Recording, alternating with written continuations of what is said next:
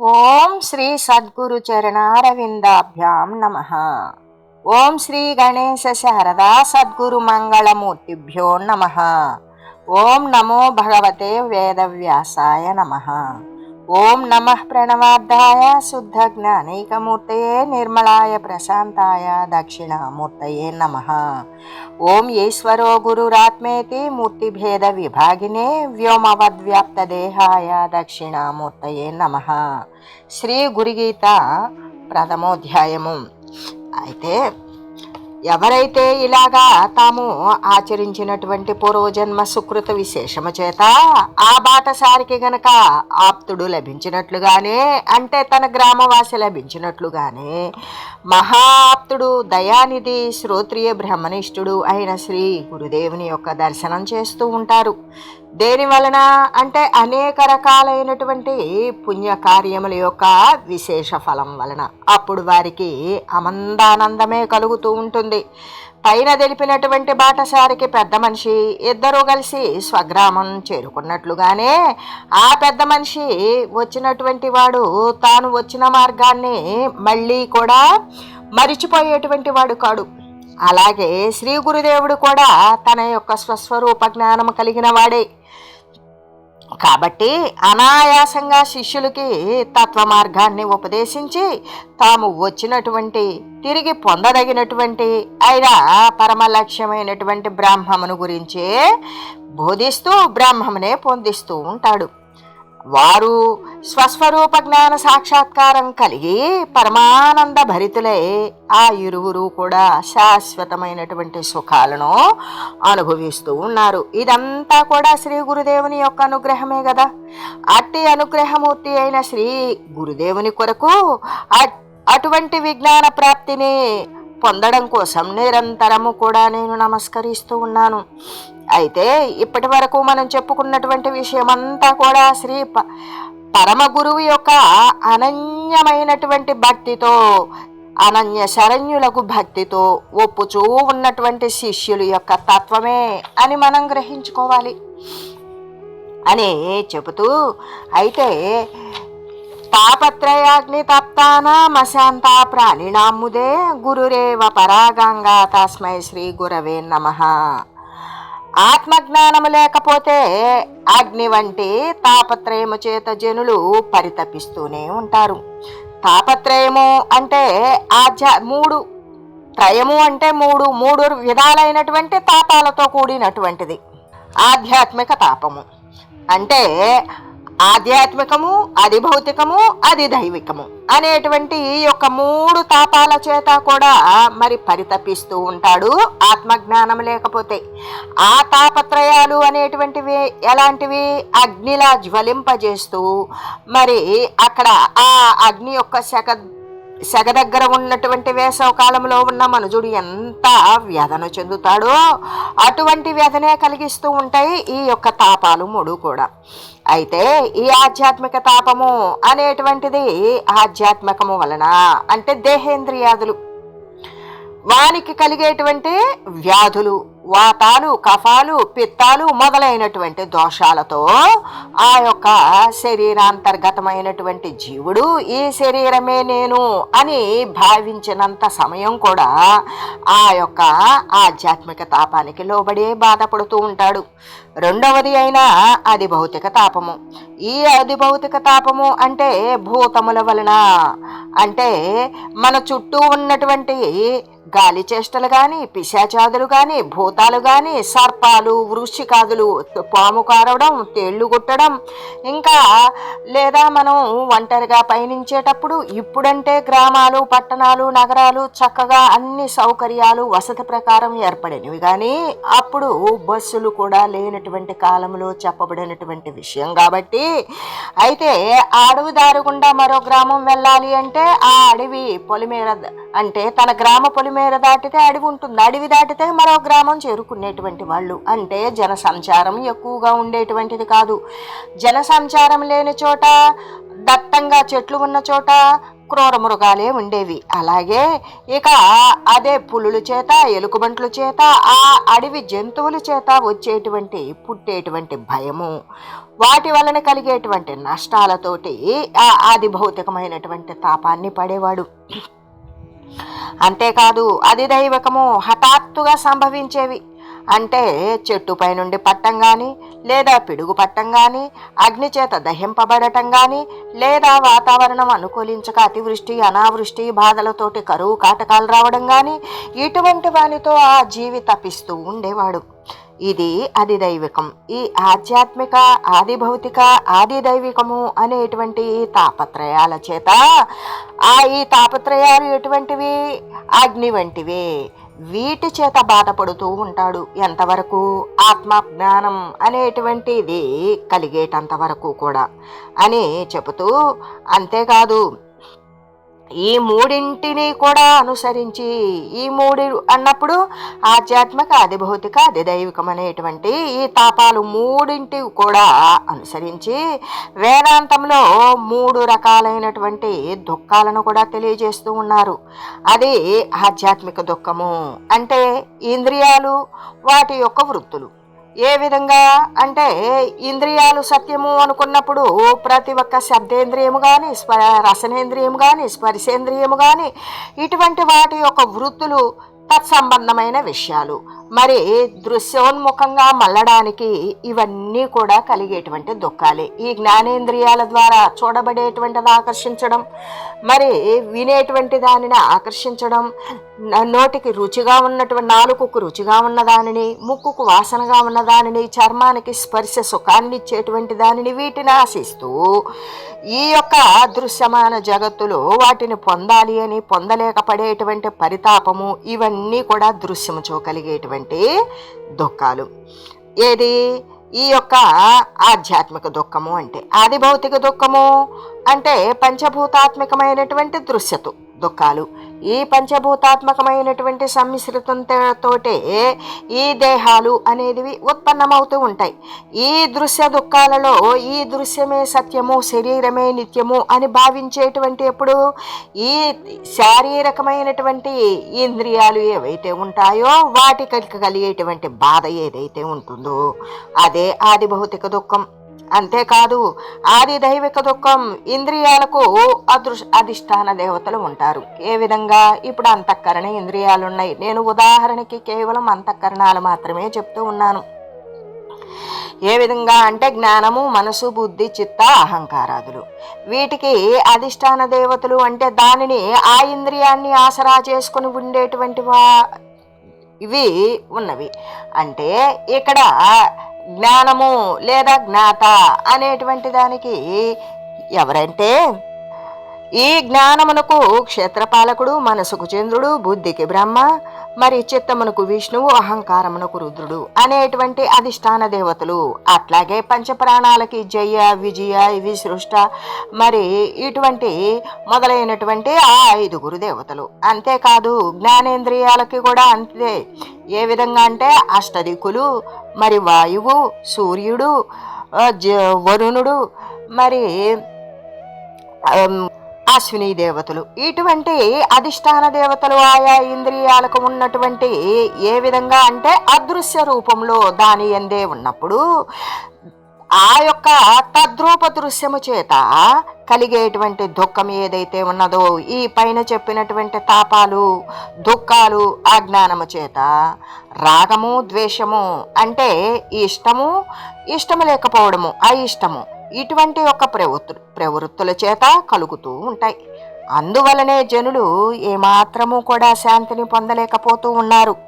అట్టివారికే గురుదేవుడు మహాపవిత్రమైనటువంటి గంగా నదిగా ఉన్నాడు. ఎందుకు అంటే ఇక్కడ గంగా నది అంటే తాపాన్ని పోగొడుతుంది. చల్లని శీతలమైనటువంటి పానీయం. దానిలో దిగినప్పుడు ఏ అగ్ని సమక్షంలో ఉన్నటువంటి తాపత్రయాల బాధతో వాడు జ్వలించిపోతూ ఆ తప్తమైపోతూ ఉన్నాడో అటువంటి వానికి శ్రీ గురుదేవుడే పవిత్రమైనటువంటి గంగా నదిగా ఉన్నాడు. అంటే ఏ విధంగా? తాపత్రయాలను చల్లబరిచే విధంగా, తాపత్రయాలను నశింపజేసే విధంగా.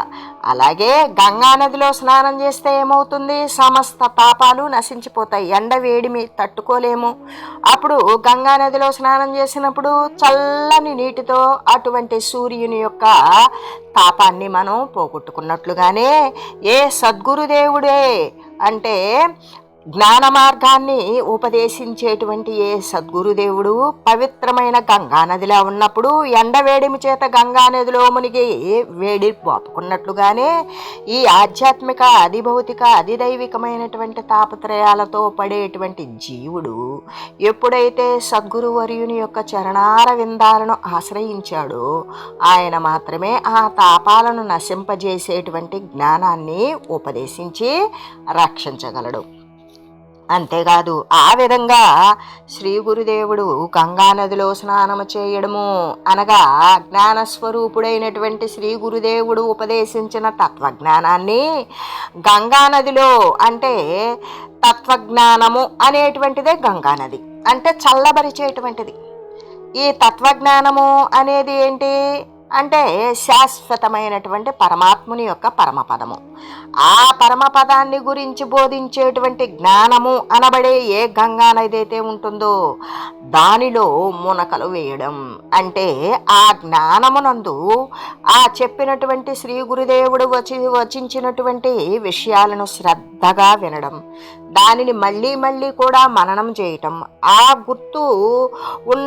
గుర్తు పదే పదే స్మరించి ఆ స్మరించిన విషయాన్నే మరి నిధిధ్యసనం దానినే ధ్యానంగా మరల్చుకుని జ్ఞాన మార్గంలో నిర్విరామంగా ఎడతెరిపి లేకుండా పయనించడం అనేటువంటి విషయం ఎవరైతే చేస్తారో ఈ యొక్క శ్రవణ మనన నిధిధ్యాసనాలు అనబడే స్నానం చేయడమే అవుతుంది. ఏది? గంగానదిలో స్నానం చేయడమే అవుతుంది. ఈ గంగానది ఎటువంటిది అంటే శ్రీ గురుదేవుడు ఉపదేశించినటువంటి తత్వజ్ఞానము అనబడేటువంటి గంగానది. అయితే మరి దుఃఖత్రయము అంటే ఆధ్యాత్మిక అధిభౌతిక అధిదైవికము అనే దుఃఖత్రయాలు ఏ విధంగా ఉన్నాయి అంటే అటువంటి దృశ్యాన్ని కూడా నశింపజేసేస్తుంది. అంటే ఆ యొక్క ఇంద్రియాలకి పంచభూత సమ్మిశ్రితమైన మరి ఇంద్రియ సంఘాతంతో కూడినటువంటి దేహేంద్రియాలకి అధిష్టాన దేవతలుగా ఉండి ఆ యొక్క దృశ్యము చేత తద్రూప సంబంధమైన విషాదుల చేత కూడా పడే బాధను కూడా అది నశింపజేస్తుంది. నశింపజేసి అంతేకాదు పరమతత్వోపదేశము చేత అంతకంటే ఇంకితరమైనది లేదు, అదే అధిష్టానమైనది, అదే పతాక స్థాయి. అందుకే అది పరమతత్వోపదేశము. శాశ్వతమైనటువంటి ఏ ఉపదేశమైతే ఉంటుందో ఆ యొక్క మరి శాసనము ద్వారానే అటువంటి విజ్ఞాన దృష్టిని కలిగిస్తూ ఉన్నాడు గురుదేవుడు. ఇక్కడ అగ్ని అంటే ఏంటి అంటే దావాగ్ని. దావాగ్ని అని మనం గ్రహించాలి. అజ్ఞానము అనే అరణ్యములో తాపత్రయ దావాగ్ని చేత దహింపబడేటువంటి జీవులకు జ్ఞానం అనేటువంటి అఖండ వృష్టిని వర్షించి పరమశాంతిని కలిగిస్తూ ఉన్నాడు. అరణ్యంలో ఎవ్వరూ వెలిగించక్కర్లా. ఈ వెదురు పొదల యొక్క రాపిడి చేత ఎండిపోయిన కట్టెల యొక్క అధికమైన గాలి తీవ్రత చేత కొమ్మ రాసుకున్నప్పుడు అగ్ని పుట్టి అక్కడ పుట్టేటువంటి దావాగ్ని అరణ్యంలో పుట్టినప్పుడు పచ్చి ఎండు మొత్తం పెద్ద పెద్ద చెట్లే కాలిపోతాయి. అంత ఆ కాలిపోయే సమయంలో జంతువులు చిన్ని పక్షులు మరి కదలలేనటువంటి స్థితిలో ఉన్నటువంటి క్రిమి కీటకాదులు ఇవి కూడా నశించకపోతాయి, అవి కూడా తగలబడిపోతాయి. అటువంటిదే అరణ్యములో పుట్టేటువంటి దావాగ్ని. ఇక్కడ అజ్ఞానము కూడా అటువంటిదే. ఆ అజ్ఞానముతో ఉండబట్టే ఈ తాపత్రయాలు అనేటువంటి అగ్ని ద్వారా వాడు తప్తత అంటే కాగిపోతూ ఉన్నాడు. అటువంటి అరణ్యంలో పడేప్పుడు ఆ దావాగ్ని రగులుకున్నప్పుడు మరి ఎప్పుడైతే జ్ఞానము అనబడే అఖండ వృష్టి అంటే మేఘాలు అప్పుడు కమ్ముకొని వర్షం పడితే దావాగ్ని అంతా నశించిపోయినట్లుగానే జీవులకు శ్రీ సద్గురుదేవుడు ఏ విధంగా జ్ఞానము అనేటువంటి దానిని వర్షిస్తున్నాడు. ఆ జ్ఞానం అనేటువంటి అఖండమైన వృష్టి ఎటువంటిది అంటే దావాగ్ని చల్లబడిపోయేటంత వరకు వర్షం ఎలా కురుస్తూ ఉంటుందో అలాగే ఈ అజ్ఞానము ఆశాంతము మూలము కంట నశించిపోయేటంత వరకు కూడా ఈ యొక్క జ్ఞాన వృష్టి అఖండమైనటువంటి జ్ఞానాన్ని ఉపదేశించేటప్పుడు పరమశాంతినే పొందుతూ ఉన్నాడు. ఆ తాపత్రయాలన్నీ నశించిపోయి అయితే గురుదేవుని యొక్క మహాపవిత్రమగు ఏ విధంగా అంటే గంగా నది అని తెలిపి ఉన్నారు. గురుదేవుణ్ణి ఏమన్నారు? పవిత్రమైనటువంటి గంగా నదితోనే పోల్చి చెప్పారు. అయితే గంగా నది ఏ ప్రకారం అయితే ఎవరు స్నానం ఆచరించినప్పటికీ కూడా అంటే దాంట్లో ఎంత మురికిగా ఉండి ఎంత శుభ్రంగా ఉండి ఎన్ని రకాల విషయాలతో ఉండి స్నానం ఆచరించినప్పటికీ కూడా గంగా నది మాత్రం అస్సలు అపవిత్రం కాదు. అది ఆ మునిగినటువంటి పాపాత్ములను కూడా పవిత్రులుగా చేస్తుందే కానీ వారి యొక్క పాపాలను గంగా అంటదు. అలాగే తమను ఆశ్రయించినటువంటి వారినందరినీ కూడా శ్రీ సద్గురుదేవుడు జాతి గాని కులము గాని మతము గాని ఆర్థికము గాని వర్గము గాని స్త్రీ పురుష వర్గము గాని ఇటువంటి భేదాలు లేకుండా పాపాత్ములను సైతం ఎవరు తనను అనన్య భక్తితో ఆశ్రయించారో వారిని పునీతులుగా చేసివేయుచూ ఉన్నాడు. ఏ విధంగా అంటే ఎటువంటి జాతి మత కుల లింగ వివక్షత లేకుండా గంగా నదిలో మునిగిన ప్రతి ఒక్కడు పవిత్రునిగా బయటికి ఎలా వస్తున్నాడో ఆ ఎంత పాపాత్ములైనప్పటికీ కూడా వారి పాపాన్ని పవిత్రులుగా చేయడం తప్ప వారి పాపాలను అంటక గంగా నది ఏ విధంగా నిర్మలంగా ఉన్నదో అదే విధంగా శ్రీ గురుదేవుడు కూడా జాతి మత కుల వర్గ లింగ భేదము లేకుండా వచ్చి ఆశ్రయించినటువంటివి మరి ఈ దైవిక తత్వాన్ని కోరినటువంటి వారిని పరమానంద రూపమైనటువంటి శ్రీ సద్గురుదేవుడు ఈ విధంగా వారిని సర్వ తాపాలను కూడా శాంతింపజేస్తూ ఉన్నాడు. సరిగదా ఎటువంటి పాపాత్ములనైనా పునీతులుగా చేస్తూ ఉన్నాడు జ్ఞానము యొక్క బోధ చేత. అట్టి సర్వ తాపాలను కూడా శాంతింపచేసి అటువంటి శాంతిహరుడే అయిన పరమానంద రూప శ్రీ సద్గురుదేవుని కొరకు పరమశాంతి లభించే విధంగా సర్వదా నేను ప్రణమిల్లుచూ ఉన్నాను అని చెబుతూ, అంతేకాదు శ్రీ గురుదేవుడు ఈ విషయాన్ని ఇక్కడ ఇలా కలగజేస్తూ ఉన్నాడు అని తేట తెల్లం చేస్తూ అజ్ఞానము అనే అగ్ని చేత మిక్కిలి తప్పించేటువంటి నరులకు తాపాన్ని పోగొట్టి పరమశాంతిని శ్రీ గురుదేవుడు కలగజేస్తూ ఉన్నాడు అనే విషయాన్ని ఇక్కడ తేట తెల్లం చేస్తూ ఉన్నారు. అంతేకాదు అజ్ఞానే వాహినాగ్రస్తాః ప్రాణినస్తాన్ చికిత్సకః విద్యాస్వరూపో భగవాంస్తస్మై శ్రీ గురవే నమః. లోకంలో జనులు నానా జన్మల నుండి కూడా అనేక శరీరాలు ధరించి ఉన్నారు.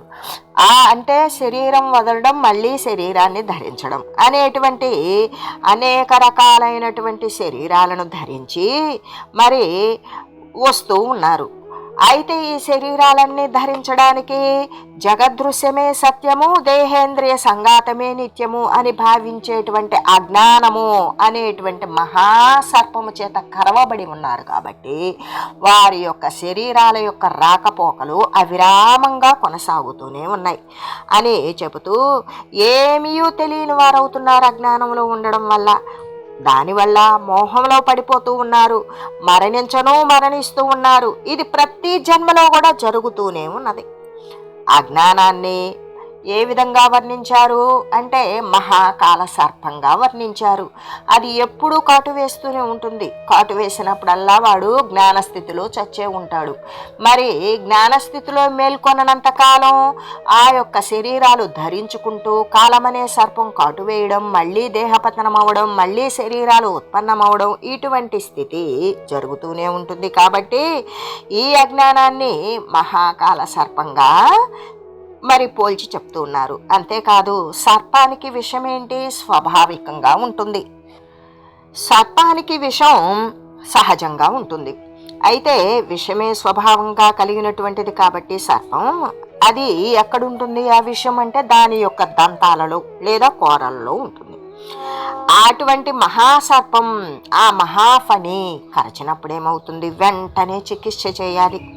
లేకపోతే ఏమవుతుంది? ప్రమాదం తప్పదు. కాబట్టి తప్పనిసరిగా ప్రమాదం సంభవిస్తుంది. కాబట్టి ఎప్పుడైతే ఆ మహాసర్పం కరిచిందో వెంటనే చికిత్స అనేటువంటిది వైద్యం చేయాలి. అలాగే అజ్ఞానము అనేటువంటిది కూడా మనము ఇప్పటి వరకు సర్పంతోటే పోల్చి చెప్పారు మహనీయులు. ఆ అజ్ఞానము అనేటువంటి ఉరగమునకు అంటే అదే సర్పానికి మరి ఎటువంటిది అంటే కామము, క్రోధము, లోభము, మోహము, మదము, మాత్సరము అనేటువంటి విషము ఏ విధంగా ఉంటుందంటే దాని యొక్క దంతాలవు అనబడే విషయాసక్తి ఏ దృశ్యోన్ముఖంగా మళ్ళీ విషయాల యందు తేలియాడుచూ ఉంటారో ఆ విషయముల యొక్క ఆసక్తిలోనే ఈ విషము దాగి ఉంటుంది. అందుకే జనులు ఆ విషము వంటి విషయ ఆసక్తి చేత ఆక్రాంత హృదయులగుచూ ఉన్నారు. దాని చేత ఎప్పుడైతే విషయాదుల పట్ల వాళ్ళు మోహితులై విషయాదులను అనుసరిస్తూ అనుభవిస్తూ ఉన్నారో ఆ యొక్క విషయం యొక్క ఆసక్తి చేత దాని యందు మరి మునిగిపోతూ ఉన్నారు. ఎందుకు? ఇక్కడ విషయము పట్ల ఆసక్తి ఉన్నది అంటే వాడు అజ్ఞానముతో ఆవరింపబడి ఉన్నాడు. అజ్ఞానము అనేది కాలసర్పము వంటిది. అప్పుడు ఆ కాలసర్పము అంటే విషయము అనబడే విషము వీని యొక్క హృదయంలోకి ఎక్కింది ఆ జ్ఞానం ద్వారా. అప్పుడు ఆ విషయాన్ని తొలగించాలి అంటే ఆ అజ్ఞానాన్ని తొలగించాలి. అజ్ఞానాన్ని తొలగించాలి అంటే తొందరగా చికిత్స చేయాలి. అంటే విషయాసక్తి అనబడే విషము మహా తీవ్రమైనది. ఎంత తీవ్రత అంటే వాణ్ణి అనేక జనన మరణాల పతన ఉత్తాన పతన స్థితులకి శీఘ్ర స్థితిని కొనిపోతూ ఉంటుంది. జ్ఞానము అనేటువంటి విషయాన్ని దరిదాపులకు కూడా రానివ్వదు. అంత తీవ్రమైనది ఈ విషయాసక్తి. అయితే మనుషులు తెలియకుండానే భ్రాంతిలో పడేస్తుంది. అంటే తన స్థితి తనకు తెలియకుండానే భ్రాంతిలో పడేసేటువంటిదే ఆ యొక్క విషము. అయితే చూడండి, విషమెక్కిన వాడు ఏమీ తెలియకుండా విపరీతంగా తలుస్తూ పిచ్చివానిలాగా మాట్లాడతాడు కదా. అదే పాము కరిచినటువంటి వాడు, పాము విషం ఎక్కినటువంటి వాడు పిచ్చి పిచ్చిగా మాట్లాడడం, మరి పిచ్చి పిచ్చిగా చేయడం చేస్తూ ఉంటాడు. అంటే ఈ విషయాసక్తిలో ఉన్నటువంటి వాడు కూడా, ఈ విషయదోష దూషితుడు కూడా సత్యాన్ని తెలియకుండా అశుచికరమైన మరి స్థిరము కానటువంటి పదార్థాలను శుచి ఆత్మస్వరూపాలుగానే భావిస్తాడు. ఇవి జ్ఞానము లేనటువంటి మాటలనే వచిస్తూ ఉంటాడు అని తెలియజేస్తూ, ఓం మంగళం శ్రీ గురుదేవాయ మహనీయ గుణాత్మనే సర్వలోక శరణ్యాయ సాధురూపాయ మంగళం. ఓం లోకా సమస్త సుఖినో భవంతు. ఓం శ్రీ సద్గురు పరబ్రహ్మార్పణమస్తు. ఓం తత్సత్.